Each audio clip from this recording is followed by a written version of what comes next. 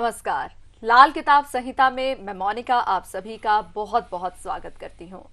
मित्रों, अब अगर आपकी आंखें खुशियों का इंतजार करते करते थक गई हैं, सपने देखते देखते थक गई हैं, लेकिन ना वो खुशी आपको मिल पा रही है, ना वो सपने पूरे हो पा रहे हैं, तो आज का ये एपिसोड, आज हम इस कार्यक्रम के जरिए आपके घर तक, आपके जीवन तक वो खुशियां पहुंचाने की पूरी कोशिश करेंगे।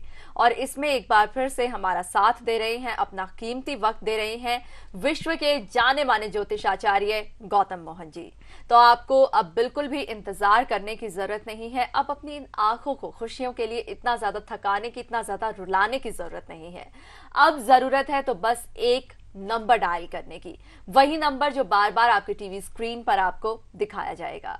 आचार्य जी, आपका बहुत बहुत स्वागत करते हैं। नमस्कार आचार्य जी, सबसे पहले तो मैं आपको बधाई देना चाहूंगी कि आप यहाँ पर अपना जो कीमती वक्त निकालते हैं और एक ये जो मुहिम हमने शुरू की है कि हाँ, बस अब लोगों की जिंदगी से हमें दुख का नामो निशान मिटाना है, उनकी जिंदगी में खुशियां शामिल करनी है। क्योंकि जब किसी दूसरे इंसान को रोते हुए देखते हैं तो मन कहीं ना कहीं हमारा भी दुखी होता है, चाहे उसको सामने वाला इंसान जाहिर करे या ना करे, लेकिन तकलीफ हमें भी होती है। तो उस मुहिम में अब काफी हद तक हम सक्सेसफुल हो रहे हैं। जो हमें ईमेल्स आती हैं, जो फोन आते हैं, जो फीडबैक आ रहा है, साफ जाहिर है कि लोग इस कार्यक्रम को पसंद कर रहे हैं। आपको कैसा लग रहा है? बहुत अच्छा लग रहा है, इसलिए कि लाल किताब संहिता को लोगों ने पसंद किया। जिस घर में एक लाल किताब संहिता बनवाई यदि किसी ने, तो अगले ही दिन बाकी सदस्यों के लिए भी ऑर्डर आ गया कि बाकियों के लिए भी चाहिए। तो ये बड़ी अच्छी बात लगी हमें कि जो इस चीज़ को आप लोगों ने पसंद किया। हमें थोड़ा डाउट था कि भाई पता नहीं आप इसको कैसा पसंद करेंगे, विश्वास तो था हमारे अपनी चीज़ के ऊपर, लेकिन जो जितना हम सोच रहे थे रिस्पांस आएगा उससे भी कई गुना ज़्यादा रिस्पांस था। ये सबसे अच्छी बात हमें लगी जी। तो फिलहाल एक कॉलर हमारे साथ जुड़ चुके हैं। आपका कार्यक्रम जब भी शुरू होता है उससे पहले ही फोन लाइन बिजी हो जाती है, उससे पहले ही कॉलर्स हमारे साथ जुड़ना शुरू हो चुके होते हैं। एक कॉलर है, बात करते हैं। नमस्कार, बहुत बहुत स्वागत है आपका लाल किताब संहिता में। हेलो। हाँ, ये मेरे से बात कर रही है क्या? हाँ जी, सबसे पहले आप अपना नाम हमें बताइए। जी, मेरा नाम ज्योति। ज्योति, और आप अपने बारे में जानना चाहती हैं ज्योति? जी नहीं, मैं अपनी बेटी के बारे में पूछना चाहती हूँ। बेटी के बारे में पूछना चाहती हैं? अच्छा ज्योति, आज मैं आपसे थोड़ी सी बात करना चाहूंगी। ये कार्यक्रम आपको कैसा लगता है? ये कार्यक्रम बहुत अच्छा लगता है। बहुत अच्छा लगता है। इस कार्यक्रम से कोई आपको कोई टिप्स मिलती हैं, कोई लाभ आपको मिल रहा है? जी। चलिए, हम चाहते हैं आपका जीवन खुशियों से भरा हो, तो आपकी बेटी की समस्या जरूर हम सुनेंगे। सबसे पहले आप अपनी बेटी की हमें डिटेल्स दीजिए। नाम क्या है उनका? मेरी बेटी का नाम है आकांक्षा। आकांक्षा। और उनकी जन्म तिथि? जिसकी जन्म तिथि है 24/8/2012। जी। और उनका जन्म समय? जी, जन्म समय जी 12:55। सुबह या रात का? हेलो। 12:55 दिन का जन्म समय है या रात का? जी, दिन का। दिन का। जन्म स्थान? जी, दिल्ली। ठीक है, बताइए क्या जानना चाहते हैं? जी, मैं अपनी बेटी के भविष्य के बारे में पूछना चाहती हूँ। चलिए बेटी का भविष्य देखते हैं। जन्म के समय ये कितना भाग्य लेकर आए, क्योंकि 64% का भाग्य था जब ये बिटिया पैदा हुई। और राहु, गुरु, सूर्य और बुध, ये 4 ग्रह इस बेटी की जन्म कुंडली में मंदे हैं। यहाँ पर हमें इन चारों ग्रहों को शुभ करना होगा, क्योंकि गुरु मंदा है तो भाग्य को कमजोर करेगा, सूर्य मंदा है तो स्वास्थ्य को कमजोर करेगा, राहु पहले घर में मंदा है, टेंशन देगा व्यर्थ की, और बुध क्योंकि 9वें भाव में मंदा है तो यहाँ बुध बुद्धि को भ्रमित करेगा। छोटा बच्चा है, सबसे पहले हमें उसके स्वास्थ्य की चिंता होनी चाहिए। तो हम पहले सूर्य को यहाँ शुभ करेंगे और सूर्य को देखेंगे किस प्रकार से हम अच्छा कर सकते हैं। केसर का तिलक लगाएं, काले नीले कपड़े ना पहने, और कभी कभी भूरी भैंस को रोटी आदि दे दें। ऐसा करने से स्वास्थ्य संबंधित समस्याएं इस बच्ची की दूर होंगी, या आगे आने वाले समय में स्वास्थ्य लाभ मिलेगा, अच्छा स्वास्थ्य मिलेगा। दूसरा ग्रह है गुरु, जो भाग्यकारक ग्रह है। घर में यदि लाल रंग की चीजें हों तो उनको पीले कपड़ों में बांध के रखें। घर में डाक आदि या चौड़े पत्तों के वृक्ष यहाँ पर ना रखें। दूध, चावल, चांदी मंदिर में कभी कभी या खीर आदि मंदिर में कभी कभी दे दें, तो इससे इस बच्ची का भाग्य बढ़ेगा। इससे ज्यादा जरूरी जानना है कि बच्ची आगे चल के बनेगी क्या या किस तरफ जा सकती है।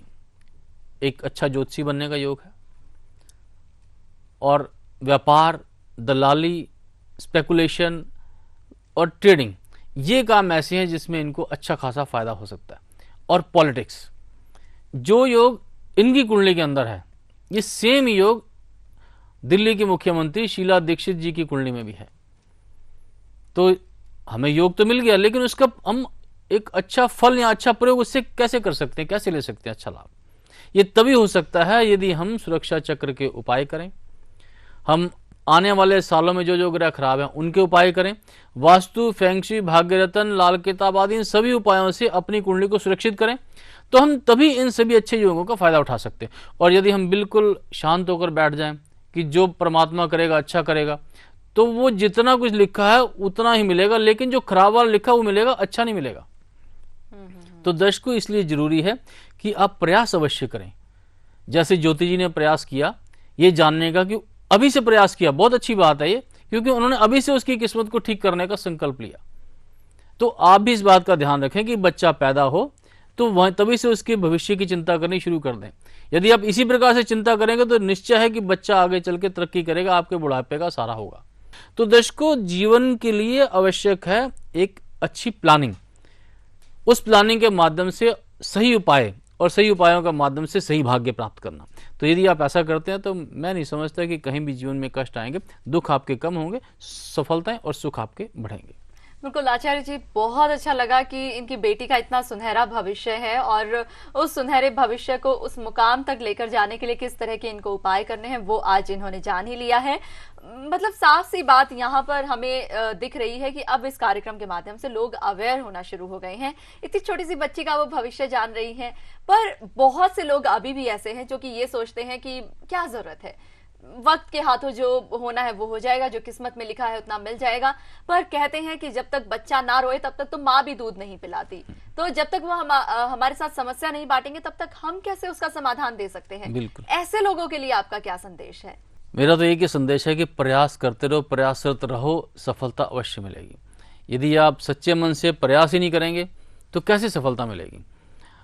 भगवान आपके साथ हैं, आप उनकी बड़ी पूजा करते हैं, बड़ी भक्ति करते हैं, लेकिन भगवान तो ये कहते हैं कि जो भक्त मुझे वैज्ञानिक तरीके से पूजते हैं वो मुझे प्रिय हैं, अधिक प्रिय हैं। तो आप भगवान की पूजा करते हैं तो वैज्ञानिक तरीके से करिए। ज्योतिष वेदों का ज्ञान है, वेदांग है ये ऐसा कोई विषय नहीं है जिसमें कहीं कोई भ्रम की स्थिति पैदा की जा रही हो। ये ऐसा कोई विषय नहीं है जिसमें कुछ आडंबर हो, क्योंकि ज्योतिष को वेदों से लिया गया है।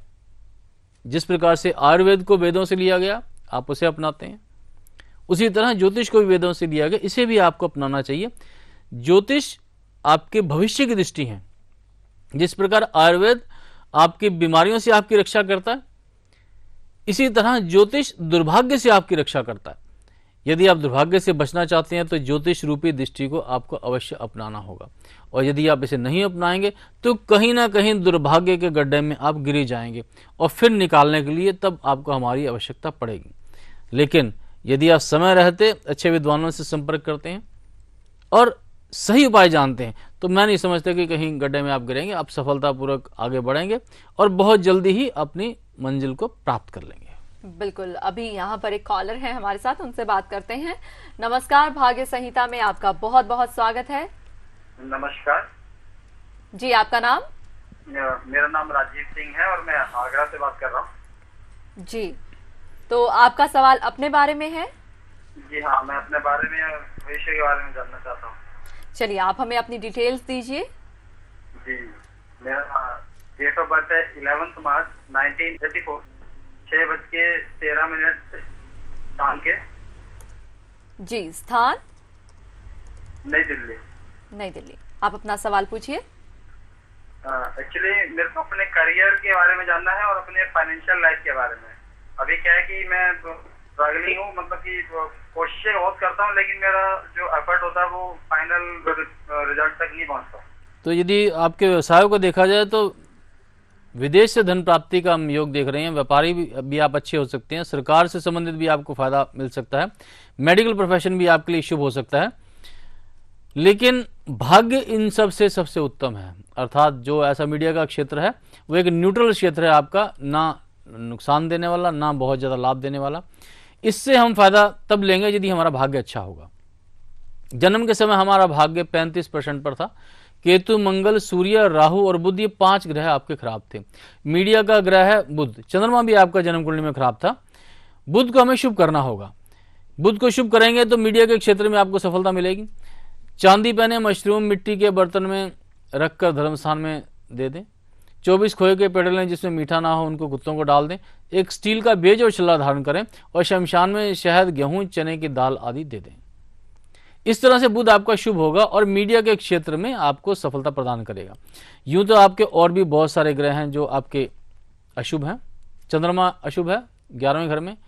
जहां पानी नहाते हैं आप, पानी गिरने की जगह उसके नीचे चक्की का पत्थर रख दें, आपका धन बढ़ जाएगा इससे।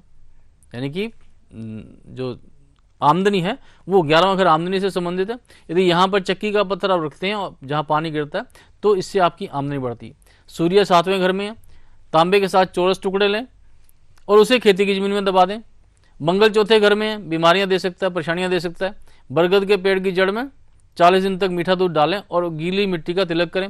इस तरह से आप इन उपायों को करके अपने जन्म के भाग्य को ठीक करेंगे और साल के भाग्य को भी आपको ठीक करना होगा, क्योंकि जन्म का भाग्य तो नींव है मकान की, और जो साल का भाग्य है वो उन कमरों के लिए जिन कमरों में आप रह रहे हैं या जिस साल में आप रह रहे हैं उसके लिए है वो।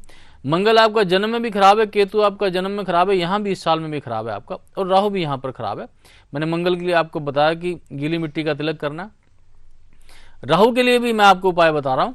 रात को जहाँ आराम करने की जगह हो वहाँ पर थोड़ी सी खांड या सौंफ, एक पॉलिथीन के छोटे से लिफाफे में सौंफ डाल दें और अपने सिरहाने रख लें जहाँ पर रात को आप सोते हैं, तो इससे राहु आपको लिए बुरा फल नहीं करेगा। और रसोई में बैठकर खाना खाएं, इससे भी राहु की बुराइयां आपके जीवन में नहीं आएंगी, खासतौर से इस साल में नहीं आएंगी। तो इन उपायों को आप दिल लगा के करें। हो सके तो लाल किताब संहिता बनवाएं, क्योंकि उसमें तो आपको पूरी डिटेल मिलेगी जिंदगी भर की, 5 साल 10 साल या 25 साल की, जैसा भी आप मॉडल बनवाएंगे। और फिर आप देखें कि आपके जीवन में आने वाले सालों में कितना अंतर आता है, कि अभी तक जो जीवन आपने बिताया उसमें क्या आपने पाया, और जब मेरे बताए इन उपायों को आप अपनाते हैं तो जीवन में कितना परिवर्तन आपको देखने को मिला, ये आपको अपने आप ही पता लग जाएगा। तो दर्शकों, आप भी इस बात का ध्यान रखें कि भाग्य को जानना और उसे बढ़ाना, इस प्रक्रिया को कभी मत भूलें, क्योंकि ये सारे एक वेदों का आदेश है, और हिंदू धर्म में तो खास तौर से वेदों का पालन करना हमारा धर्म ही है। और हम जो इस समय कर रहे हैं वो धर्म पालन ही कर रहे हैं, और आप भी जो करेंगे वो धर्म पालन ही करेंगे। जी बिल्कुल, और ये धर्म पालन जो है वो हमें हमारी खुशियों के, हमारे सपनों के और ज्यादा करीब लेकर जाता है। लेकिन आचार्य जी, एक चीज मैं आपसे जानना चाहती हूँ, इतने आसान से आप उपाय बताते हैं, बिल्कुल वैसे ही उपाय होते हैं जैसे कि दादी माँ के नुस्खे होते हैं, जो बहुत आसान होते हैं, बहुत सस्ते होते हैं, पर बहुत ज्यादा चमत्कारिक होते हैं। आपने जैसे कि अभी इनको कहा कि रसोई घर में बैठकर भोजन करें, पर आजकल तो ट्रेंड एकदम बदल चुका है। आजकल शयन कक्ष में आराम से बैठकर भोजन होता है, या फिर स्टैंडिंग भोजन होता है, डाइनिंग टेबल पर होता है। वो जो रसोई घर में बैठकर भोजन करना, उसका तात्पर्य क्या है? वास्तव में यदि मैं एक साइंटिफिक पहलू लूं तो वो बात कुछ अलग बन जाएगी, कि जब आप बाहर भोजन करते हैं, खासतौर से जब सर्दी का मौसम है, आपकी बॉडी का टेम्परेचर वहां पे डाउन होगा, और जब आप रसोई में भोजन करेंगे तो आपका बॉडी का टेम्परेचर वहां पे अप हो जाएगा। जैसे ही अप होगा और अप टेम्परेचर में आप भोजन करेंगे तो आपको भोजन सही रूप में लगेगा भी, और गर्म सर्द होने के चांसेस भी कम होंगे। अच्छा अच्छा। दूसरी ओर टेक्निकली देखा जाए, यदि ज्योतिष की दृष्टि से, तो मंगल है भोजन और रसोई भी है मंगल। राहु अपना अशुभ प्रभाव रसोई में नहीं करता। अच्छा, ओके, ये भी उसका गुण है। तो इसीलिए भोजन करते समय अशुभता आपके अंदर ना जाए, इसलिए कहा जाता है कि मंगल के क्षेत्र में जाकर भोजन करो, ताकि राहु अंदर ना घुस जाए आपके कहीं। वाह। तो राहु अपनी अशुभता वहां से हटा देगा। तो 2 टेक्निकल एंगल हो गए इसमें, एक साइंटिफिक एंगल हो गया, एक एस्ट्रोलॉजिकल एंगल हो गया। कि एस्ट्रोलॉजिकल एंगल में तो टेम्परेचर डिफरेंस, पहले आप देखो कि चूल्हा माता लगाती थी तो रसोई में ही चूल्हा लग गया और वहीं बैठ के खाना खा लिया, और गरम गरम रोटी खाई। आज हम वो काम नहीं करते, आज रोटी का तरीका ही लगा खाने का, तो इसीलिए बीमारियां भी ज्यादा बढ़ गई। पहले स्वास्थ्य भी अच्छा रहता था। तो कुछ भी हो, लेकिन एक बात का ध्यान रखें, जिस भी जातक की कुंडली में राहु कहीं भी वर्ष कुंडली में 12वें घर में आ गया, वो रसोई में बैठ के खाना खाना शुरू कर दे। राहु क्या है? राहु है पुलिस, राहु है षड्यंत्र। यदि किसी भी व्यक्ति को पुलिस का सामना करना पड़ रहा है या कहीं वहां से परेशानी आ रही है या कोई ऐसा केस हो गया, पुलिस केस हो गया या कोई षड्यंत्र उसके खिलाफ किया जा रहा है, तो सबसे पहला काम है उसका रसोई में खाना खाना। तो समझ लो कि 75% बीमारी तो वहीं चलेगी राहु की। अब मैं आपसे जानना चाहूंगी, अब मुझे समझ में आ रहा है कि ये जो आप उपाय बताते हैं इसके पीछे कोई ना कोई लॉजिक होता है, क्योंकि पहले मुझे नहीं पता था। पहले मुझे सिर्फ रत्न का ज्ञान था, या फिर पहले मुझे था कि ठीक है आप किसी की पूजा कर दीजिए उससे कुछ फायदा हो सकता है। लेकिन आपने जैसे बताया रसोई घर में खाना खाना या फिर बरगद को दूध देना, उसका क्या लॉजिक है वो भी मैं आपसे जानना चाहती हूँ। जब हम दूध दे रहे हैं और उसमें मीठा डाल के, तो मीठा है मंगल, हाँ। और जो चंद्रमा का आइटम है दूध, हम इन दोनों को वहां दिया। अब शुक्र है मिट्टी, जो मिट्टी है वो शुक्र का आइटम है जी। तो हमने शुक्र, चंद्रमा और मंगल जी, शुक्र, चंद्रमा और मंगल तीनों को ही अपने मस्तक पे यानी कि बृहस्पति की जगह पे स्थापित कर दिया। बेसिकली हमने एक तरह से 5 ग्रहों को अपने मस्तक पे स्थापित करके शुभ कर लिया।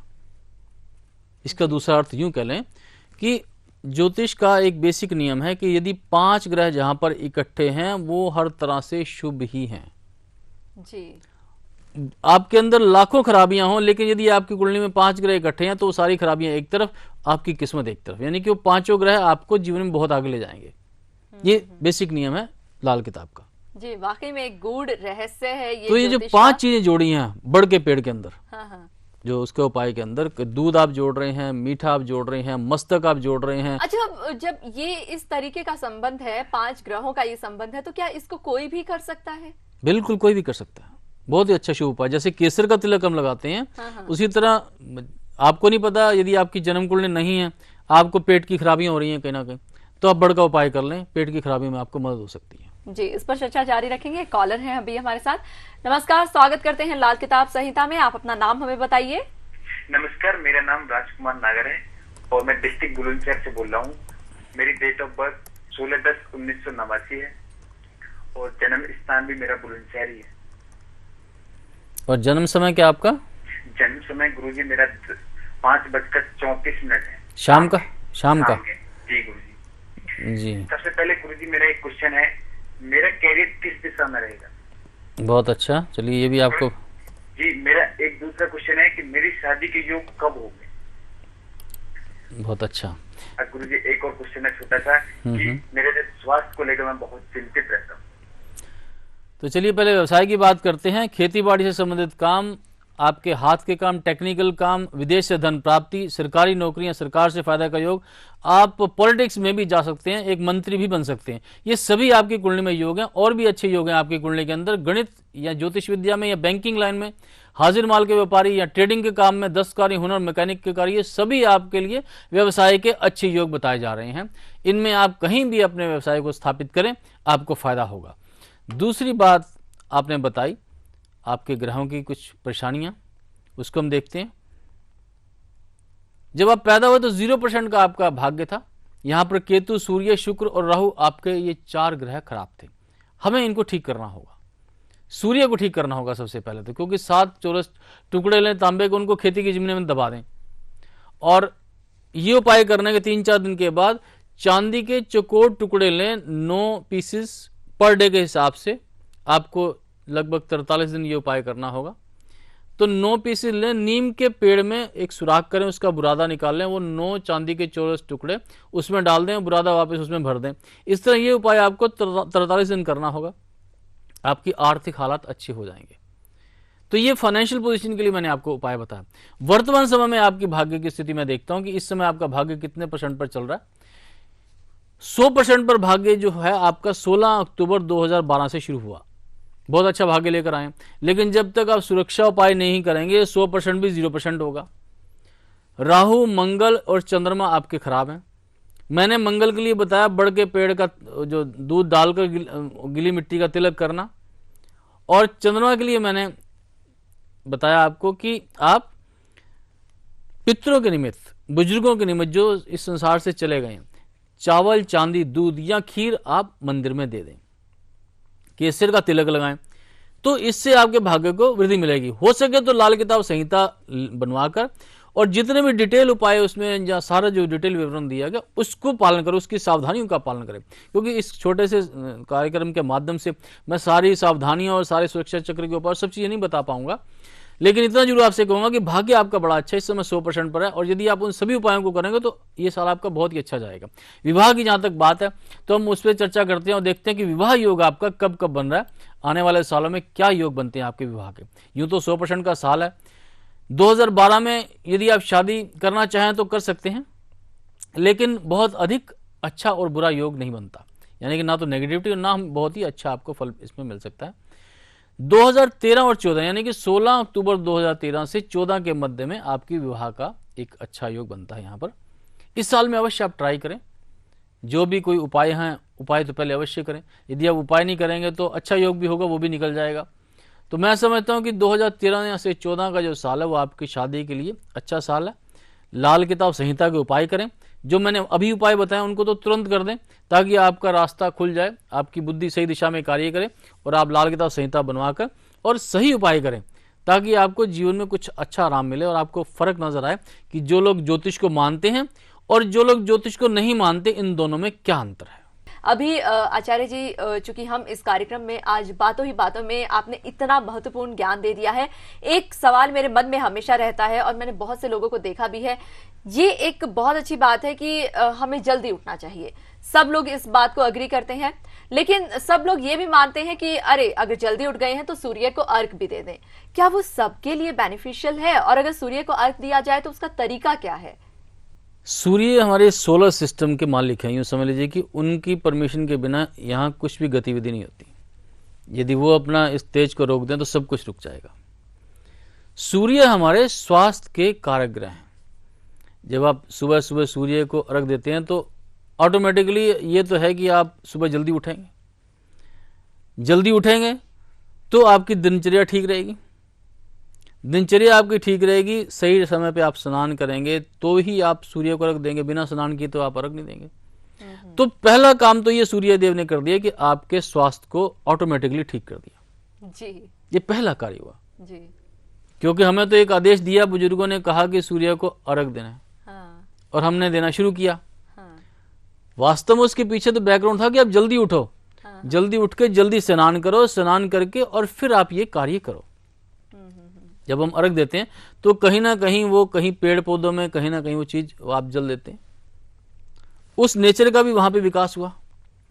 अब ज्योतिष की दृष्टि से हम देखते हैं, ज्योतिष की दृष्टि से हम सूर्य की अग्नि को एक तरह से शांत करने का प्रयास करें, या अपने मन के अंदर एक ऐसा संकल्प हम कर रहे हैं कि हे सूर्यदेव आप अपनी अग्नि को शांत करें उस जल के द्वारा। यानी कि एक उपाय, सूर्य 7वें घर में हो। हम कहते हैं रात को अग्नि को दूध से बुझा दें तो पति पत्नी में प्यार बढ़ेगा। जब हम अर्घ देते हैं सूर्य को तो वहां भी हम अग्नि को एक तरह से बुझाने का प्रयास करते हैं, अर्थात हम पति पत्नी का प्यार आपस में बढ़ाने का प्रयास करते हैं, या यूं कह लीजिए कि हम अपनी फैमिली लाइफ को और अच्छा बना रहे हैं। आप जल्दी से लाल किताब संहिता ऑर्डर कीजिए और उस आने वाली बड़ी समस्या से आप बचिए।